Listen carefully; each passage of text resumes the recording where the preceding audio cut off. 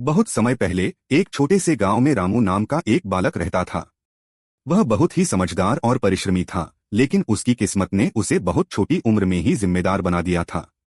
उसके माता पिता बीमार थे और परिवार की देखभाल की सारी जिम्मेदारी रामू के कंधों पर थी। हर दिन रामू सूरज निकलते ही घर से निकल जाता है। वह कभी किसी के खेत में काम करता तो कभी बाजार में सामान उठाने में मदद करता। उसकी जेब में मुश्किल से कुछ सिक्के ही होते। रामू दिन भर मेहनत करने के बाद भी कभी कभी खुद के लिए खाना नहीं खरीद पाता। वह भूखा ही सो जाता या फिर बची हुई रोटी खाकर संतोष करता। एक दिन जब रामू अपनी रोटी खाने बैठा, तभी एक छोटा सा भूखा चूहा तेजी से उसकी रोटी का टुकड़ा लेकर भाग गया। रामू पहले तो चौंका, फिर मुस्कुराया और कहा, तू भी भूखा होगा, खा ले। अब यह रोज की बात हो गई थी।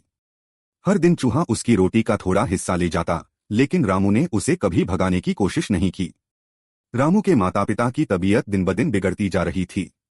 उनके इलाज के लिए उसे अधिक पैसों की जरूरत थी, लेकिन उसके पास कुछ भी नहीं था। एक दिन जब उसे कोई काम नहीं मिला, तो वह निराश होकर घर के बाहर बैठ गया। उसकी आंखों में आंसू थे और उसे समझ नहीं आ रहा था कि अब क्या करे।